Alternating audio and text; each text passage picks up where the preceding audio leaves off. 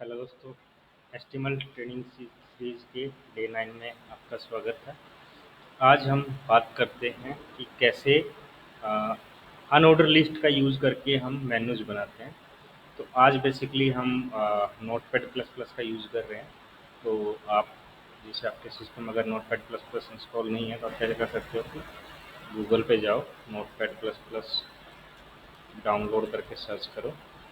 और इसका क्या है, नोटपैड का फाइल डाउनलोड कर लो और उसकी EXE फाइल आएगी, डाउनलोड करके कोई भी लेटेस्ट वर्जन आप डाउनलोड करो और अपने सिस्टम में इंस्टॉल कर दो।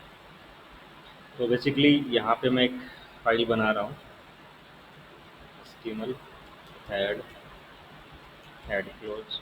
ये बेसिकली आपका कोड एडिटर है। अभी तक हम डिफ़ॉल्ट जो एडिटर था नोटपैड उसको यूज़ कर रहे थे।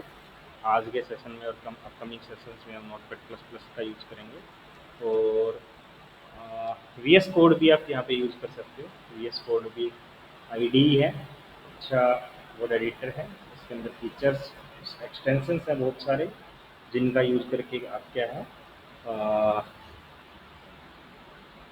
कुछ प्रॉपर लैंग्वेजेस के एक्सटेंशंस हैं जो आपके कोड को भी चेक करेंगे कि कहीं आपका कोड में कोई अ, गलती तो नहीं है। तो एरर करेक्शंस की सजेशन वो साथ के साथ देगा, लाइव सर्वर के भी ऑप्शंस देता है। So for the time being, I'm using this Notepad++. So let me start menus using unorder list. मैं आपका पेज का टाइटल देता हूँ, उस फाइल को मैं क्या करता हूँ, सेव करता हूँ। और जो लोकेशन है, मैं ये सेशन जो मेरा है यहीं पे मैं रख लेता हूँ इसको। यहाँ पे यहाँ बहुत सारी अलग अलग लैंग्वेजेस के ऑप्शंस आते हैं। ऑल टाइप किया और फाइल को नाम दिया मैंने menu.html। अब यहाँ पे मैं क्या करता हूँ, ऑर्डर लिस्ट बनाता हूँ। सबसे पहले ul close li anchor AHREF, और एंकर को क्या किया, क्लोज किया, और li को क्या कर दिया, क्लोज कर दिया। अब यहाँ इनको नाम देता हूँ, जैसे home, about, career, blog, service और क्या, कॉन्टैक्ट। अब यहाँ पे इसके अंदर मेन्यूज में रन में एक ऑप्शन आता है, launch in Chrome. By default ये नहीं आएगा, अगर आप पहली बार इंस्टॉल कर रहे हो तो आपके इसके लिए कॉन्फ़िगरेशन करने होंगे। तो वो कॉन्फ़िगरेशंस के लिए आप क्या कर सकते हो, गूगल पे जाओ और सिंपली लॉन्च इन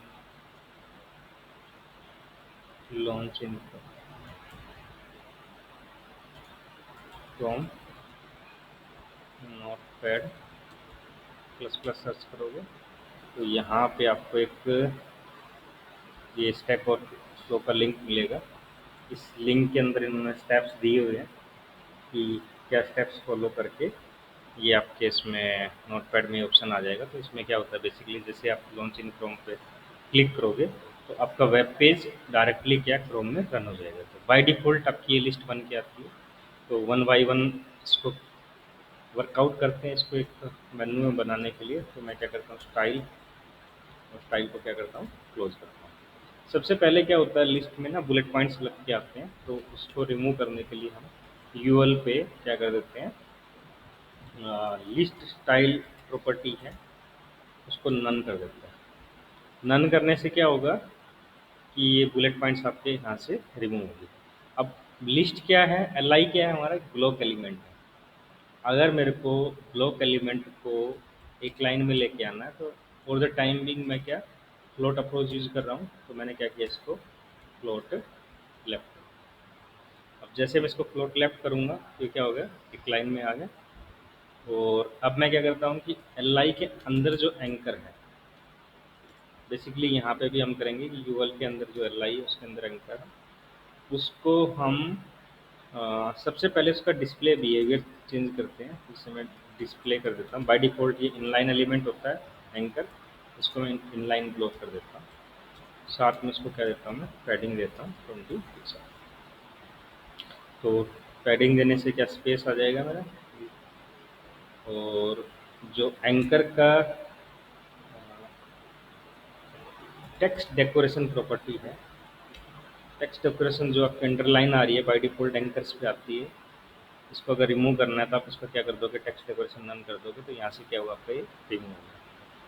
अब मेरे को क्या करना है कि यूएल को लेट्स सपोज मैं बैकग्राउंड देता हूँ, यूएल को बैकग्राउंड देता हूँ, क्या बैकग्राउंड, इसे मैंने ब्लैक किया। और यहाँ पे अगर आप कलर को लेट्स सपोज कलर आप यहाँ पे लगाते हो, कलर क्या करते हो, वाइट कर देते हो लिस्ट को। तो अगर आप देखोगे यहाँ पे तो ये यूएल का बैकग्राउंड नहीं आया, क्यों नहीं आया, क्योंकि मैंने इस पे जो चाइल्ड थे एल आई उन सबको क्या किया था, फ्लोट किया था। तो उसके लिए मेरे को क्या करना पड़ेगा, यूएल पे क्लियर पिक्स टैग देना होगा, जैसे यहाँ आफ्टर के बाद क्या क्लियर बोथ डिस्प्ले टेबल। अगर आपने प्लॉट का सेशन नहीं देखा, लेआउट का सेशन नहीं देखा है, तो आप पहले जाके देखो, उसके बाद आपको क्लियर हो जाएगा कि कैसे हम इसको कर रहे हैं। और नेक्स्ट क्या है, कंटेंट, कैसे हम प्लॉट का यूज़ करके उसको एक लाइन में लेके आए। अब देखिए ब्लैक हो गया, लेकिन मैंने एल आई को कलर दिया था, लेकिन यहाँ पे अप्लाई नहीं हुआ। अब यहाँ जो कलर बेसिकली किसको अप्लाई होगा, मेरे एंकर एलिमेंट को अप्लाई होगा। तो मैं क्या करता हूँ, यहाँ पे एंकर को कलर वाइट देता हूँ। अगर यहाँ पे देखो तो एंकर का कलर भी चेंज हो गया। अब साथ में बाय डिफ़ॉल्ट जो मार्जिन पैडिंग है वो आ रहा है, तो उसके लिए मैं क्या करता हूँ, स्टार, बाय डिफ़ॉल्ट पैडिंग को क्या किया, ज़ीरो, बाय डिफ़ॉल्ट मार्जिन को क्या किया, ज़ीरो। और इस पर बॉक्स साइजिंग प्रॉपर्टी है, बॉक्स हाइफन साइजिंग, और उसकी वैल्यू को क्या कर देते हैं, टोटल बॉक्स। अब ये क्या करेगा, जो स्पेस आ रहा था तो वो स्पेस मेरा क्या हो गया, रिमूव हो गया। तो ये बेसिकली वे है आपके क्या किसी भी अनऑर्डर लिस्ट को चेंज करने का, इसमें आपके मेनू में चेंज करने का। अब लेट्स सपोज कि मैं यहाँ क्या करता हूँ, हेडर एलिमेंट ले लेता हूँ, हेडर, हेडर को यूएल के बाद क्लोज करता हूँ, H A D E R, और यहाँ पे डिव लिया, क्लोज किया डिव को, उसमें टेक्स्ट लेता हूँ हेडर, और मैं यहाँ बोलता हूँ कि डिव के अंदर जो h1 है उसका क्या कर दो, टेक्स्ट लाइन जो है सेंटर कर दो, so that it will keep my text too. So यहाँ आ गया है हेडर, हेडर के बाद आपका मेनू आ गया। अब मेनू के बाद क्या है, फुटर भी ले लेता हूँ, ऐसे जस्ट आपको दिखाने के लिए कैसे वर्कआउट कर रहा है। तो फुटर को क्या किया, क्लोज किया, और यहाँ पे भी h1 ले लेता हूँ, h1 को क्या किया मैंने, इसको टेक्स्ट दे दिया फुटर, h1 को क्लोज किया। अब मैं अब फुटर के अंदर h1 है, उसको टेक्स्ट लाइन सेंटर करना, तो मैं लिखता हूँ फुटर, पहले एलिमेंट का नाम पेरेंट, उसके बाद h1, इसको क्या कर दिया, टेक्स्ट लाइन सेंटर कर दिया।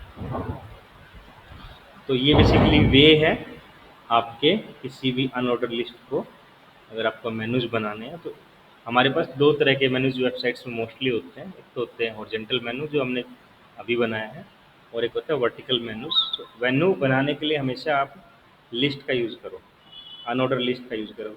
कई बार होता है कि बच्चे जैसे स्टार्टिंग फेस में जब होते हैं तो वो एंकर्स का यूज़ करके लिस्ट बना देते हैं, डिव एलिमेंट का यूज़ करके मेनूज बना देते हैं। तो इंस्टेड ऑफ एंकर और any other element you should use unordered list, UL और एल आई का यूज़ करके क्या है आपको मेनूज इसमें बनाने हैं। नेक्स्ट सेशन में हम देखेंगे कैसे कंप्लीट पेज में फ्लोट की अप्रोच को यूज़ करेंगे, और कैसे हम वेबसाइट का मेनू भी इसमें नेक्स्ट सेशन में हमारे अपने रखेंगे। सो तब के लिए आप मेनू बना के देखो, मल्टीपल टाइम्स बना के देखो, इसकी ज़्यादा से ज़्यादा प्रैक्टिस करो। और अगर आपको वीडियो पसंद आया तो वीडियो को लाइक करें, कमेंट करें, शेयर करें, हमारे चैनल को सब्सक्राइब कर लें। धन्यवाद दोस्तों, मिलते हैं नेक्स्ट सेशन में।